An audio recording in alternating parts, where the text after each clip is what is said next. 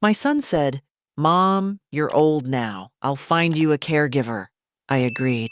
Over time, my health deteriorated. A year later, she confessed, "Ma'am, your son is paying me to—" My heart sank when I learned the truth. Good day, dear listeners. It's Louisa again. I'm glad you're here with me. Please like this video and listen to my story till the end, and let me know which city you're listening from. That way I can see how far my story has traveled. I used to think I knew what a quiet life looked like. After 41 years of teaching 5th grade, after raising 2 children mostly on my own after Harold passed, after watching my garden grow and shrink and grow again with the seasons, I thought I had earned my quiet. My name is Marjorie Walker. I was 73 years old when my son Dennis told me I was getting old. I was 74 when I found out what he had really meant by that. The house on Clover Street had been mine since 1987. Harold and I had picked it together. A pale yellow colonial with black shutters and a maple tree in the front yard that turned the color of embers every October. After Harold died of a heart attack in 2009, I stayed. My daughter Patricia, who lived in Portland, Oregon, called every Sunday and begged me to move closer to her. Dennis, who lived 40 minutes away in Dublin, Ohio, visited on holidays and occasionally helped me carry groceries. I was independent. I drove myself to the pharmacy, attended my book club on Tuesday evenings, tended my tomatoes, and walked 2 miles every morning. I was not frail. I was not confused. I was simply older than I used to be. That was the version of my life that existed before Dennis started looking at me differently. I first noticed the change in his eyes sometime around my 73rd birthday. He came for dinner. Just the 2 of us. Patricia had sent a card and a fruit basket. And while I was clearing the dishes, I dropped a glass. It didn't shatter dramatically. It simply slipped from my wet fingers and cracked cleanly in 2 on the tile floor. A small, ordinary accident. But Dennis looked at me the way you look at a car that has started making an unfamiliar sound. Evaluating. Calculating the cost of repair versus replacement. "Mom," he said, setting down his fork, "you really should be more careful." I told him I was fine. He nodded slowly, the way people nod when they have already decided not to believe you. Over the following months, small things accumulated. Dennis began calling more frequently, which I initially found touching. But the calls had a pattern. He always steered toward questions about my health, my medication, whether I had fallen, whether I had forgotten anything important. He mentioned more than once that a woman from his church had put her mother in a wonderful assisted living facility in Westerville. He mentioned the cost of maintaining a house my size on a fixed income. He mentioned that the neighborhood had changed, that it wasn't as safe as it used to be, that a woman my age living alone was a liability. I did not like the word liability. Then came the morning I found the back door unlocked, though I was certain I had locked it. Then the week my blood pressure medication seemed to be making me dizzier than usual, a dizziness I hadn't experienced before. A heavy, cotton-wrapped feeling in my head that was different from anything I recognized. I mentioned it to my doctor, Dr. Anand, who adjusted my dosage and said it wasn't unusual. The dizziness eased. I forgot about it. And then, on a Thursday afternoon in late September, Dennis sat across from me at my own kitchen table with his hands folded and said the words I would spend the next year learning to understand. "Mom, you're getting older. That's not an accusation, then it's just a fact. I worry about you here alone. I think you need someone with you, a caregiver, someone trained." I looked at him. The maple outside the window had just begun to turn. "I'm perfectly capable of—" "I've already found someone," he said. "Her name is Carla. She has excellent references. She would come every day, help with the house, drive you to appointments. It's not a nursing home, Mom. It's just help." He smiled when he said it. That was the thing I should have focused on. Not the words, but the smile. It was too ready, too practiced, as if he had rehearsed exactly how relaxed he needed to appear. I was tired that day. My head still felt faintly thick from the weeks of dizziness. I thought about Patricia, far away in Portland. I thought about the unlocked door I couldn't explain. I thought, perhaps, that I was being proud and foolish, and that needing some help was not the same as losing myself. "All right," I said, "if you think it's best." And Dennis smiled again and reached across the table and patted my hand, and I felt, for just a moment, grateful to have a son who cared enough to arrange things. I did not yet know what he had arranged. Carla arrived on a Monday morning with a canvas tote bag, sensible shoes, and a smile that I would spend months misreading as kindness. She was 42, broad-shouldered, with dark hair pulled back and reading glasses on a chain around her neck. She moved through my house with the efficient confidence of someone who had done this many times. She knew where to put things, how to be present without being intrusive, when to offer tea and when to simply disappear into another room. She was good.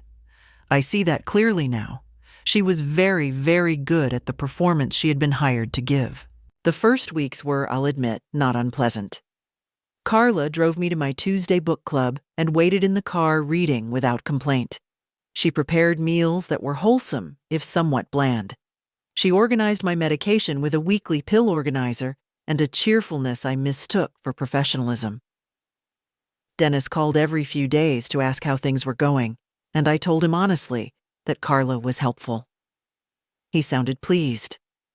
Too pleased, I would later think. But at the time, I was tired, and being cared for was easier than I expected. The dizziness returned. This time it was accompanied by a low-grade fatigue that I had not experienced before. Not the ordinary tiredness of age, but something closer to being slowly drained. I slept more. I moved more slowly. I missed 2 book club meetings because I simply did not feel well enough to go. Dr. Anand ran blood work and said my iron was slightly low, and my blood pressure was fluctuating in a way that warranted monitoring. He added a supplement. He was not alarmed. I told myself I was not alarmed either. But something else was happening that I couldn't quite name. My thinking, which had always been sharp. 41 years of keeping track of 25 10-year-olds will do that for you, began to feel slower. Not dramatically, not obviously. Just a subtle softening at the edges. I forgot a neighbor's name I had known for 20 years. I lost my keys and found them in the refrigerator, which I explained to myself as absent-mindedness, though I had never been an absent-minded person. I mentioned it to Carla. She nodded sympathetically and said it was perfectly normal at my age. Something in her tone, not unkind, but practiced, made me want to check that word, normal. But I let it go. The revelation came on a Saturday in October, almost exactly a year after Carla had started. I had woken earlier than usual, around 5:30, and come downstairs to find Carla already in the kitchen. She didn't hear me on the stairs. She was on her phone, speaking quietly, and what I heard before she noticed me was this. "She's slower than she was 2 months ago. He'll be happy. I think by spring she'll be ready." She turned and saw me. The color left her face. We stood in the kitchen in silence for a long moment. I was in my bathrobe. The coffee maker was gurgling. The maple outside was bare now, its branches black against the gray morning sky. "Sit down, Mrs. Walker," Carla said finally, and something in her voice had changed. The performance was gone. She sat across from me and told me everything. Dennis had hired her not simply as a caregiver, but with specific instructions: monitor my mental acuity and report any decline, encourage me to rest more, engage less, subtly adjust my routine to increase my isolation, fewer outings, fewer social connections. He had also asked her, And this was the part that made my hands go still on the table to occasionally add an extra half dose of my blood pressure medication to my morning tea on days when I seemed too energetic. Just enough to keep me dull, just enough to tip the scales toward a pattern a doctor might document as cognitive decline. She had done it for 9 months. Then her mother had a small stroke, and something shifted in her. She told me she had been thinking about it for 3 months. She told me she was sorry. She was crying by the end. I was not. I sat in my kitchen, and I looked at my hands, and I thought about the refrigerator where I had found my keys. I thought about the dizziness. I thought about the meetings I had missed. I thought about what ready meant, and what spring meant, and what Dennis was preparing me for. A guardianship petition. That was what Carla confirmed when I asked her directly. Dennis had consulted an attorney. He believed, or intended to argue, that I was no longer competent to manage my own affairs. The house on Clover Street, which Harold and I had chosen together in 1987, was worth considerably more now than it had been then. My retirement savings, modest but real, sat in accounts with beneficiary designations I had set up years ago. Dennis was the executor of my estate. He was also, I now understood, impatient. The fear was immediate and physical. My chest tightened. My hands, which had been still, began to tremble slightly. I was afraid in the way you are afraid when you realize the danger was never coming from outside. It was already inside, already sitting at your table, already pouring your tea. But then the fear did something unexpected. It clarified. I had been a 5th grade teacher. I had managed classrooms full of children who tested limits and pushed boundaries, and occasionally lied to my face. I knew how to document. I knew how to build a case. I knew that panic was the enemy of action, and that action, taken carefully and early, was almost always more powerful than reaction taken late. I did not cry. I did not pick up the phone to call Dennis. I picked up a notepad from the kitchen drawer and I began to write down everything Carla had just told me. Dates, dosages, instructions. The name of the attorney Dennis had consulted. Carla knew it, had heard it mentioned on a call. Everything. In my old teacher's handwriting, precise and small. And I began to think about what to do next. The first thing I did, before I spoke to anyone, before I made a single phone call, was take stock of what I actually had. I had Carla's verbal account. Valuable, but vulnerable. A woman who had participated in the scheme for 9 months telling stories in a kitchen at 5:30 in the morning was not, on its own, the kind of evidence that wins anything. I had the notepad with my handwritten record of what she'd said. I had months of medical records showing unexplained fluctuations in my blood pressure. I had the pill organizer that Carla had controlled for nearly a year. I thought about this carefully for 2 days. I did not tell Carla I was planning anything. I was polite. I drank the tea she made me and I watched her pour it. And on the second morning, I palmed the small pill she added to the cup and later photographed it next to my regular medication because the extra half tablet was not the same color as my prescription. That was the first concrete thing. On the third morning, I asked Carla to drive me to the pharmacy for a routine pickup. While she waited in the car, I spoke to the pharmacist, a careful young man named Robert, who had filled my prescriptions for 6 years. I explained, quietly, that I believed my medication may have been tampered with, and that I was experiencing side effects inconsistent with my dosage. I asked him to flag my file and make a note. He looked at me with the particular attention people give when they are deciding whether you are lucid or confused, and then he looked at the pill I placed on the counter, and his expression changed.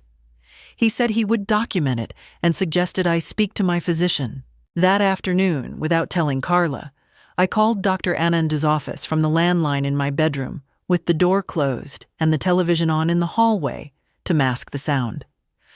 I requested an urgent appointment, and I told the receptionist, choosing my words carefully, that I had concerns about medication management. Dr. Anand saw me the following morning. Carla drove me and sat in the waiting room. I saw Dr. Anand alone. He listened. He was a thorough man, not given to dramatics, but also not given to dismissal. I showed him the photograph of the pill. I showed him my written notes. He looked at the fluctuation patterns in my recent blood pressure readings and was quiet for a moment. Then he ordered a full medication review and referred me to a neurologist for a proper cognitive assessment. Not because he believed I was declining, he said carefully, but because having a professional, documented evaluation of my current mental competence could be, in his words, an important protective measure. He understood more than he said aloud, I think. He was that kind of doctor. What I did next was harder. I had not called Patricia yet. I had not told her anything, and the weight of that decision pressed on me every evening when I sat in Harold's old armchair and watched the news. Patricia would react with love and fury and a desire to fly immediately to Ohio, and I needed to move carefully before I allowed that kind of energy into the situation. But I needed an attorney, and I needed one that Dennis did not know about. I found her through my book club. A woman named Ruth, who had been in the Tuesday group for 12 years, had a daughter-in-law named Sandra Okafor, who was a family law attorney in Columbus. Ruth gave me her number without asking too many questions. She was that kind of woman, Ruth. Steady. I called Sandra from a gas station payphone on a Tuesday afternoon, having asked Carla to wait while I used the restroom inside. The old instinct of a woman who had raised children. Sometimes you misdirect before you move. Sandra met me at her office on a Thursday, in a building on East Broad Street with good parking and a lobby that smelled like copy paper. She was 40, direct, and she listened to everything I said without writing anything down until I was finished. Then she asked me 3 questions. Did I have documentation? Yes. Was the caregiver willing to provide a written statement? I believed so. Had any guardianship petition been formally filed yet? No. I had checked through the Franklin County Probate Court's online records, which I had learned to navigate on the library computer the previous afternoon. Sandra said we were ahead of it, but not by much. She said the existence of the attorney Dennis had consulted, a man named Gary Holt, whom Carla had named, suggested the petition could be filed within weeks or months.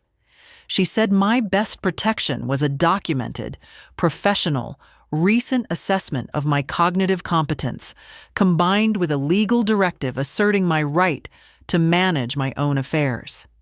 We would file a durable power of attorney naming Patricia. We would request my medical records, and we would get Carla's statement in writing before Dennis realized that anything had shifted. That last part was the critical vulnerability, because Dennis called me that Friday evening. Just to chat, he said. Normal son-to-mother call. But at one point he paused and said casually, "How's Carla working out? She seemed a little distracted when I talked to her last week." He was checking. He had sensed something. Perhaps a shift in Carla's reports. Perhaps a silence where there should have been routine updates. I kept my voice easy and said Carla was fine. The house was fine. I was a little tired. But that was nothing new. I asked about his wife, his kids. I let the conversation find its natural end. After I hung up the phone, I sat very still for a while. He didn't know yet, but he was beginning to look. Sandra Okafor moved quickly, and I was grateful for her speed. Within the week, she had prepared the durable power of attorney naming Patricia as my agent. I signed it in Sandra's office on a Tuesday morning with a notary present, while Carla sat in the car outside eating a sandwich. The document gave Patricia legal authority to act on my behalf in financial and medical matters if I became incapacitated. But critically, it also formally recorded that on this date, in the presence of a licensed attorney and notary, Marjorie Ellen Walker was of sound mind and full legal competence. Sandra filed a copy with the county. That same week, I called Patricia. I had rehearsed the call, the way I used to rehearse difficult parent conferences when I was teaching. I sat in my bedroom with the door closed, and I told my daughter the truth in the order she needed to hear it. That I was all right, that I was already working with an attorney, that I had a plan. Then I told her everything else. There was a long silence on the line. Then Patricia said, in a voice I recognized from her childhood, low and very controlled, which was always more frightening than shouting, "I'm coming to Columbus." I told her to wait. Not yet. If you come now, I said, Dennis will know we know, and we need a few more days. She agreed, with visible difficulty. Patricia is many things, but she is not impulsive when someone she loves asks her to hold still. Carla gave her written statement to Sandra on a Wednesday afternoon. She came to the office alone, looking diminished and pale, and she signed 4 pages documenting everything she had told me in the kitchen: the instructions from Dennis, the medication adjustments, the reporting schedule, the name Gary Holt. Sandra had her sign each page individually. We now had a signed witness declaration. Sandra submitted it, along with my medical records, to a court-appointed guardian ad litem for review, a standard protective measure that opened a formal court record. That was when Dennis found out. Gary Holt, his attorney, was apparently notified through the probate court system that a related filing existed. Dennis called me on a Thursday evening, and the voice on the phone was not the voice of my cautious, smiling son. It was harder. The performance had dropped. "Mom, what did you do?" I told him I had spoken to an attorney and signed some documents. "You filed something with the court." Not a question. "I protected myself," I said. "That's what I did." The silence that followed was the kind that precedes a decision. Then Dennis said that I was making a serious mistake, that I was being manipulated by people who didn't understand my situation, that he had only ever been trying to help me. His voice shifted twice in the same sentence. Conciliatory, then sharp, then conciliatory again. He said that if I continued this, it was going to get complicated. He said that Carla had violated a confidentiality agreement and that he would be pursuing that legally. He said, and this was the sentence I wrote down verbatim after hanging up, "You're not thinking clearly, Mom, and that's exactly why I've been worried about you." The circularity of it was almost elegant. Any resistance I offered would be framed as further evidence of incapacity. 2 days later, Dennis came to the house unannounced. He brought his wife, Renee, whom I had always found difficult, a woman who expressed concern the way some people express contempt, with small, careful smiles and slightly raised eyebrows. They came at 10 in the morning while Carla was there, which I think was intentional. They wanted witnesses to my reaction. Dennis stood in my living room and told me, with Renee sitting on my sofa with her hands folded, that Gary Holt was prepared to move forward with the guardianship petition given recent developments, and that this would be painful for everyone, but necessary. He told me that the note I had made of our phone call was not admissible, and that Carla's statement would be challenged on the grounds of her own culpability. He told me he was giving me the chance to withdraw my filing, rescind the power of attorney, and let the family handle this like adults. He wanted me to be afraid enough to undo what I had done. I looked at my son in my living room, standing on the rug that Harold and I had bought on a trip to Vermont in 1998, and I felt something settle in my chest. Not calm exactly, more like the moment before you commit to something irreversible. "Dennis," I said, "I think you should leave. Renee's eyebrows went up. Dennis stared at me. I won't be withdrawing anything, I said. And if Gary Holt wishes to file a petition, then the court is the appropriate place to have this conversation, not my living room. There was a moment when I thought Dennis might push further, but something in my stillness, or perhaps the knowledge of what was already in the court record, made him recalculate. He and Renee left. Carla watched from the kitchen doorway.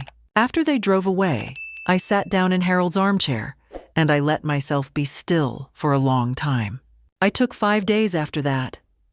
I called Patricia every evening. I slept well, which surprised me. I worked in the garden. The beds needed winterizing, and there is something deeply ordinary and restorative about putting bulbs into cold ground. I did not think about Dennis every minute. I thought about Harold, who had been a quiet man of enormous common sense, and about what he would have said. He would have said, "You already did the hard part. The rest is just waiting for the work to show." I believed that. I needed to believe it. The days that followed were quiet in the way that a field is quiet after a storm. Not peaceful, exactly, but emptied out. Dennis did not come back. Renee did not call. Even Carla moved around the house more carefully, as though the air had changed composition. But the silence had a texture to it, and I knew how to read that kind of silence. It was the silence of people who were reassessing, not retreating. On a Tuesday morning, 9 days after Dennis and Renee had stood in my living room, I received a text message from Dennis. He had not texted me in months. We communicated by phone, the way our generation tends to. The message was brief, and its tone was a studied neutrality that I recognized immediately as effort.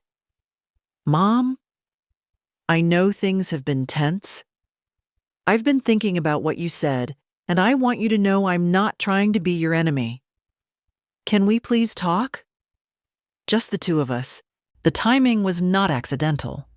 Sandra had informed me the previous week that Gary Holt had made inquiries about the court filing and had apparently advised Dennis that the strength of Carla's signed statement, combined with my new neurological evaluation, which had returned to no one's legitimate surprise as fully within normal range for a healthy woman of my age, made the guardianship petition significantly riskier than he had initially assessed.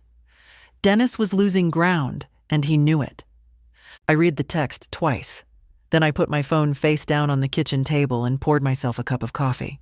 Was I tempted? I would be lying if I said the word tempted captured nothing. He was my son. I had held him in a hospital in 1976 and counted his fingers. I had attended every school play, every soccer game, every graduation. The grief of what he had done, not just the scheming, but the fundamental coldness of it, the willingness to dim his own mother's mind like lowering a light, sat in me like something swallowed wrong. Part of me wanted to believe that the text meant something real, that there was a version of Dennis who was sorry in a way that mattered. But I had been a teacher for 41 years. I knew the difference between a child who understood what they had done and a child who understood that they had been caught. I did not respond to the text. 2 days later, Renee called. She went further than Dennis had. Her voice was warm and confiding in a way it had never been with me in 23 years of Sunday dinners. She said Dennis was devastated. She said he had only been frightened for me, that his methods had been wrong, but his intentions had been real. She said the legal proceedings were hurting the whole family. She said, and this was the sentence I wrote down afterward, "Marjorie, you know how much we love you. Don't let lawyers turn this into something it doesn't need to be." I told her I appreciated the call. I told her Sandra Okafor was the appropriate point of contact for anything related to the legal matter. Then I said goodbye, and I hung up the phone and I sat at the kitchen table until the particular kind of anger I was feeling had organized itself into something I could use rather than something that would use me. What I needed, I understood, was not to fight this alone. Not because I was incapable of it. The documents were filed, the evidence was documented, Sandra was competent. But because isolation had been the weapon used against me, and the antidote to isolation is connection. I called Ruth. I told her more than I had told her before. Ruth sat across from me at the corner table of the coffee shop on Fifth Avenue, where our book club occasionally met for informal sessions, and she listened without interrupting, which was one of her finest qualities. When I finished, she said, "Marjorie, you should have told me sooner." Not reproachfully, just as a statement of fact. Ruth had spent 30 years as a social worker before her retirement. She knew the landscape of elder financial abuse, not as an abstraction, but as a thing she had documented, reported, and testified about in court proceedings.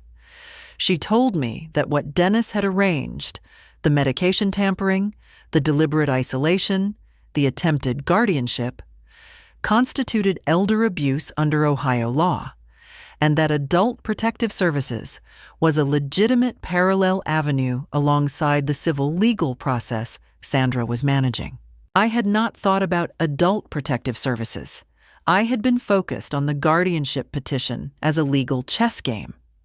Ruth helped me see it differently. This was not merely a family dispute about who should manage whose finances. This was a documented case of a person being deliberately harmed. The following Monday, with Ruth sitting beside me, I filed a report with the Franklin County Adult Protective Services Office. The woman who took my report was professional and unhurried. She asked clear questions. She made notes.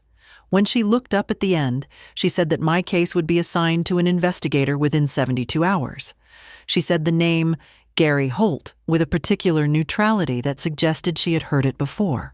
Walking out of that building into the cold November air with Ruth's arm through mine, I felt something I had not felt in a long time. Not happiness.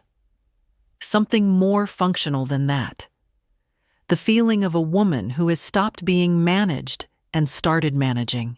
They came on a Saturday morning, 3 weeks after my Adult Protective Services report, and the timing told me everything I needed to know about how frightened they had become.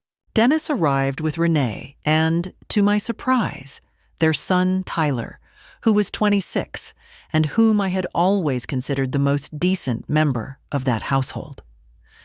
Tyler looked uncomfortable in the way only people with a conscience look uncomfortable. Dennis had a paper bag with pastries from a bakery I liked. Renee was wearing a soft blue sweater, a choice I suspected that had been deliberate. Everything about their presentation said, "We are family. This is a family visit. There is no conflict here." I let them in. I offered coffee. I sat across from them in my living room and I waited. Dennis began with the version of himself I remembered from childhood. Warm, reasonable, slightly self-deprecating. He said he had been doing a lot of thinking. He said he recognized that he had handled things badly. He even used the word wrong, which I noticed Renee watching him say as though she had coached it. He said that the legal back and forth was painful for everyone involved, and that he genuinely believed it could be resolved between family without courts and strangers. He pushed the bakery bag toward me. I didn't touch it.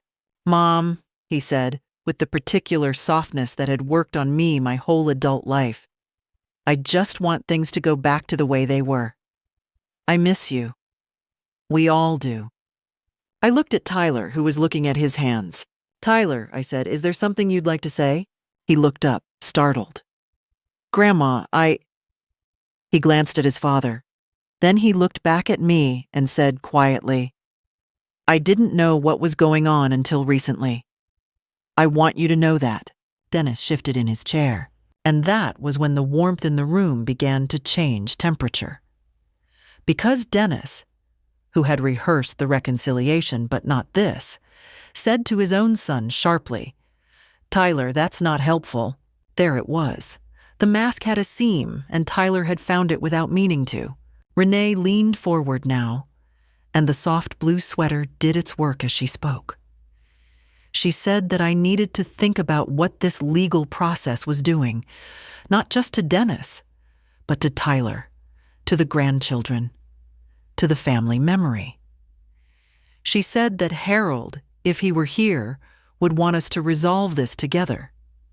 She said, and I watched her say it with the focused attention of a woman who had spent decades studying how people chose their words, that I was being advised by people who had a financial interest in prolonging the dispute, meaning Sandra, meaning the legal fees, meaning the implication that my own attorney was exploiting me. It was an elegant manipulation. It redirected suspicion from the person who had actually exploited me toward the person who was helping me fight back.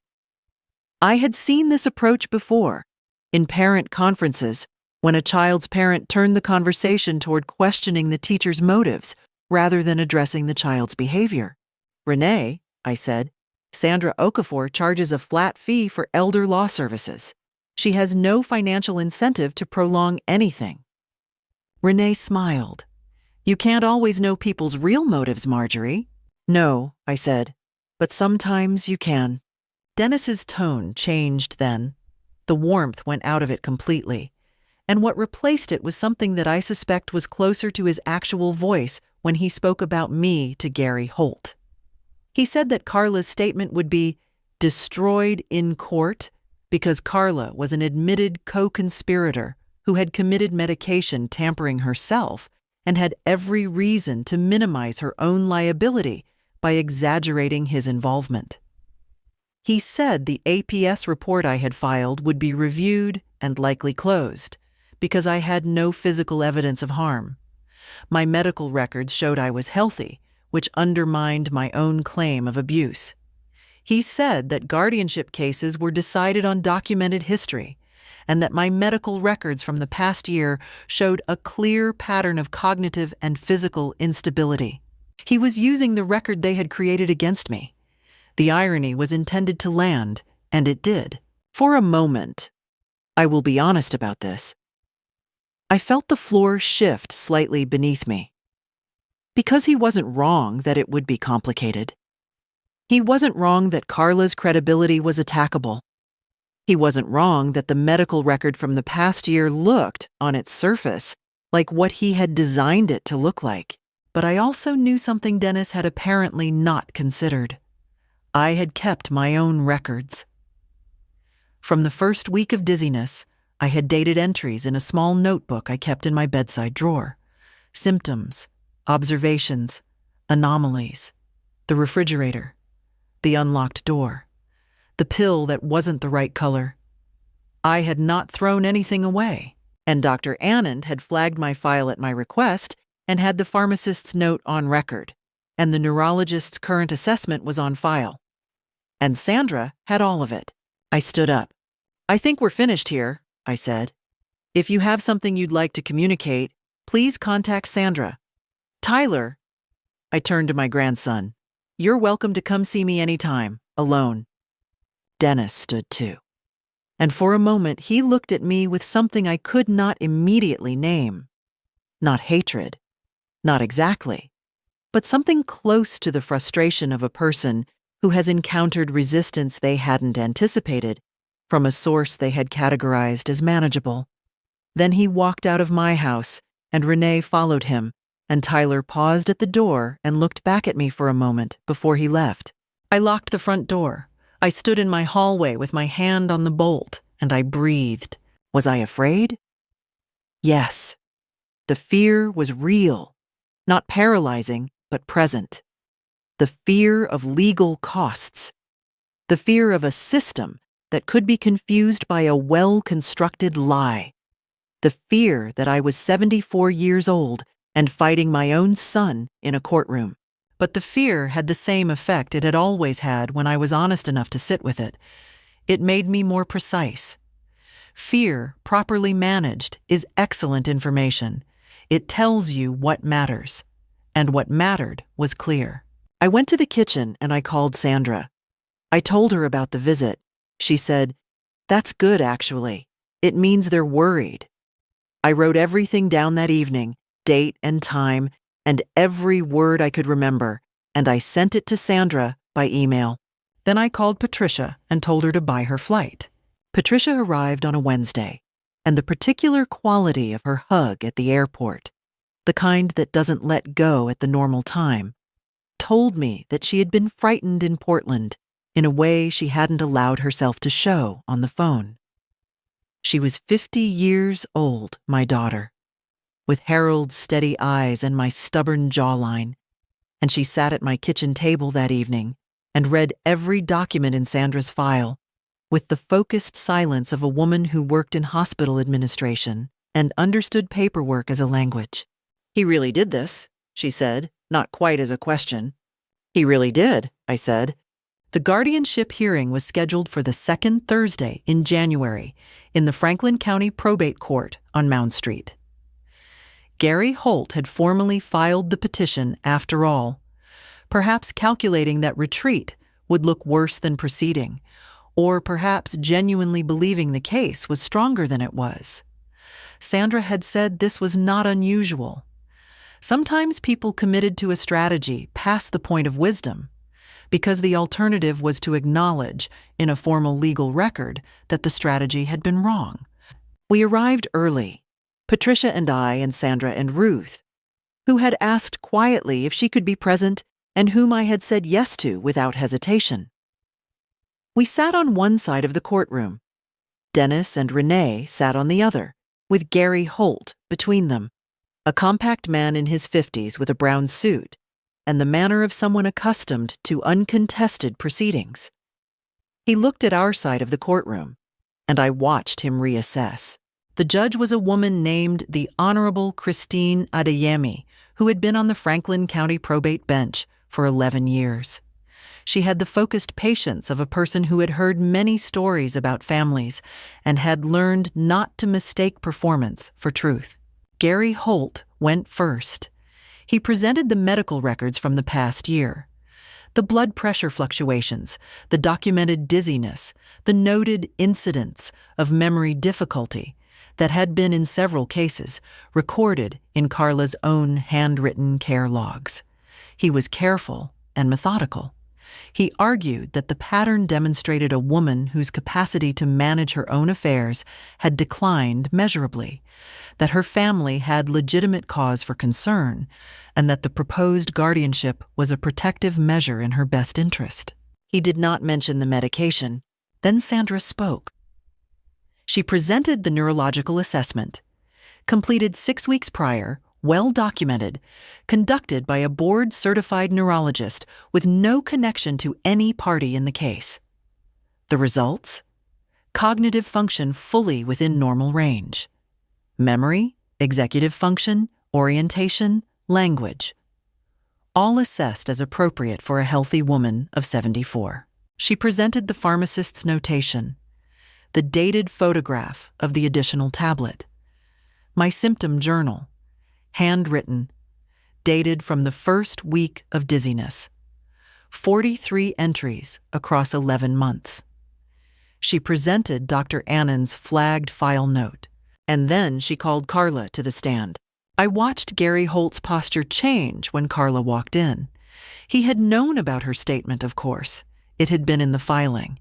But there is a difference between a document and a person sitting 5 feet away and answering questions under oath. Carla was composed. She was not performing remorse. She was simply telling facts in the sequence in which they had occurred. She had been hired by Dennis Walker. She had been given specific instructions. She had implemented them over 9 months. She had been paid monthly by direct deposit, and she had the bank records to confirm this, which Sandra had subpoenaed. She had added approximately a half tablet of additional blood pressure medication to Mrs. Walker's morning beverage on approximately 40 occasions, on days when Dennis had told her by text message that Mrs. Walker had seemed too active during their phone calls. Sandra had those text messages. They were on a screen at the front of the courtroom. "She sounds sharp today, I'm ease up." "Good week? She seems tired. Keep it up." Let me know if she mentioned seeing anyone new. Dennis's face, as those messages appeared on the screen, went through 3 expressions in 4 seconds. I watched all 3. The third expression was the one I would remember. A kind of blank, exposed stillness. The face of a person whose architecture has just been publicly demonstrated to everyone in the room. Gary Holt requested a recess. Judge Adeyemi denied it. Gary Holt then attempted to argue that the text messages were ambiguous, that ease up could refer to Carla's caregiving workload, that there was no proven causal link between any additional medication and Mrs. Walker's symptoms, that Carla's testimony was the account of a woman seeking to minimize her own liability. He was technically proficient and largely unconvincing. He had the voice of a man arguing against evidence while knowing he was arguing against evidence. When Judge Adeyemi asked Dennis directly whether he had communicated with Carla about adjusting Mrs. Walker's medication, Dennis looked at Gary Holt. Gary Holt made a small motion with his hand. Dennis said he did not recall the specific messages. Judge Adeyemi looked at the screen, where the messages were still visible, and then looked at Dennis with the particular expression of a person who has heard many stories about families. "Mr. Walker," she said, "the messages are dated, time-stamped, and attributed to your registered phone number. I don't recall is not the same as I didn't send them." Dennis said nothing. In the hallway during the brief administrative break, I sat with Patricia and Sandra, and Ruth brought me a paper cup of water from the fountain and stood beside me without saying anything, which was exactly right. Patricia had her hand over mine. I was not shaking. I was something past shaking. On the other side of the fear, in the clear, cold air that exists there, I thought about a Thursday morning in late September when I had sat at my kitchen table and agreed to let someone help me. I thought about how tired I had been that day, how the cotton-wrapped feeling in my head had made everything slightly distant. I thought about how reasonable it had seemed to let someone capable take charge of small things. What would have happened, I thought, if Carla's mother had not had a stroke? I did not answer the question. I put the paper cup down, and I walked back into the courtroom, and I sat down, and I waited for the next part to begin. Judge Adeyemi's ruling came at the end of the same afternoon, after both parties had submitted their final arguments and the courtroom had emptied of the quiet particular to proceedings where something important is about to be decided. She denied the guardianship petition in its entirety. She did not merely deny it. She issued a written finding, which Sandra had explained to me beforehand was within the judge's discretion, stating that the evidence presented did not support a finding of incapacity, and further, that the record raised serious concerns about the nature and intent of the petitioner's conduct toward the respondent. She used the phrase, apparent pattern of intentional interference with the respondent's health and autonomy. She referred the matter to the Franklin County Prosecutor's Office for review of potential criminal conduct under Ohio's elder abuse statutes, specifically Ohio Revised Code Section 2903.13, which covers negligent assault, and the broader elder exploitation provisions under Section 2913.02.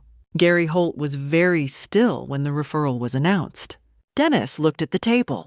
Renee, who had been sitting in the gallery behind them, did not move.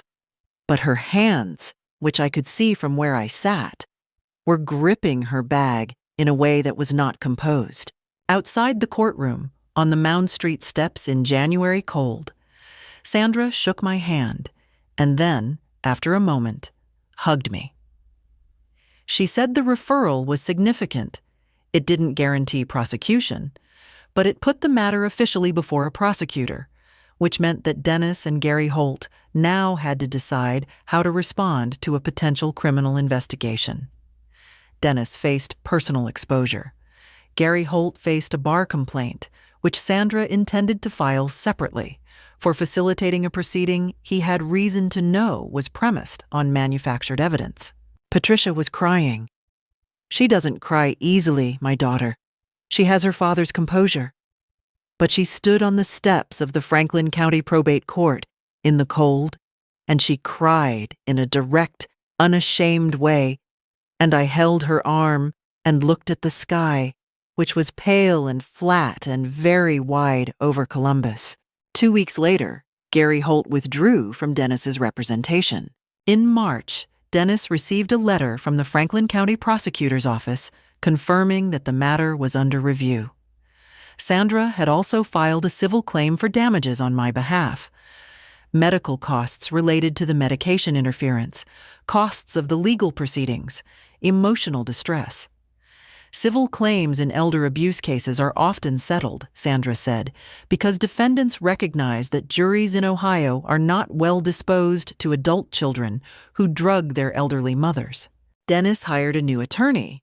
The new attorney contacted Sandra in April and opened settlement discussions. I did not negotiate from weakness.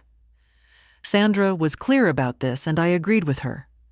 The settlement that was eventually reached, which I will not detail entirely because some of it is still private, required Dennis to pay the full cost of my legal proceedings, the medical costs associated with the medication harm, and a separate sum that Sandra described as meaningful. There were no conditions attached to my future management of my affairs, my home, or my finances. There was no non-disclosure agreement because I refused to sign one. Dennis had wanted one. My refusal was the one non-negotiable condition I had insisted on from the beginning, and Sandra had built it into every stage of the negotiation. I wanted to be able to tell my story. Back on Clover Street, on an evening in late April, I stood in my kitchen and poured myself a glass of wine. Something I had not done in over a year because the medication interaction had made alcohol inadvisable. And I looked out at the garden, where the maple was beginning to show its first small leaves. Harold's armchair was where it had always been. I sat in it. I thought about the Thursday in September when I had said, all right. I thought about the cotton-wrapped feeling in my head. I thought about 43 journal entries and a pill that wasn't the right color, and a woman named Carla who had carried her guilt for 9 months before her mother had a stroke and changed the arithmetic of her conscience. I thought about what I had almost lost. Not just the house, not just the money. Those were real, and I do not minimize them. But the thing I had almost lost was something harder to name. The right to be the person I actually was. Competent, clear, capable of managing my own life and my own choices. The right to not be slowly unmade. I had kept that. I had kept all of it. I finished the wine, and I called Patricia, and we talked for a long time about nothing in particular, the way people talk when they have been frightened together and are now, on the other side of it, learning to be ordinary again. The spring that year was the best I could remember in Columbus. The tomatoes came in early, and the garden was extravagant, as though the yard itself had decided to be generous. I sold the house on Clover Street, not because I was forced to, but because Patricia and I had talked honestly about what I actually wanted. And what I found, to my own surprise, was that I wanted to be closer to my daughter. The house had been Harold's and mine together, and I had kept it faithfully for 15 years after he was gone. But it was also a house in which someone had tried to take my life apart, room by room, and I was ready to stop maintaining a monument to an argument I had won. I bought a small house in southwest Portland, 12 minutes from Patricia's. It had a garden and a covered porch where you could sit in the rain. Patricia came on Tuesdays for dinner. Her husband Marcus drove me to the farmer's market on Saturday mornings. I found a book club within 3 months, a doctor I trusted. And I found that at 74, when you are not being managed or diminished, the world is larger than you expected. My mind, freed from the medication interference and the isolation, returned to itself completely. I was sharp. I remembered names. I drove myself to appointments and trusted my own judgment. As for the others, Dennis and Renee's marriage did not survive the year. The pressure of the legal proceedings and the settlement found existing cracks in their relationship. Renee left in September.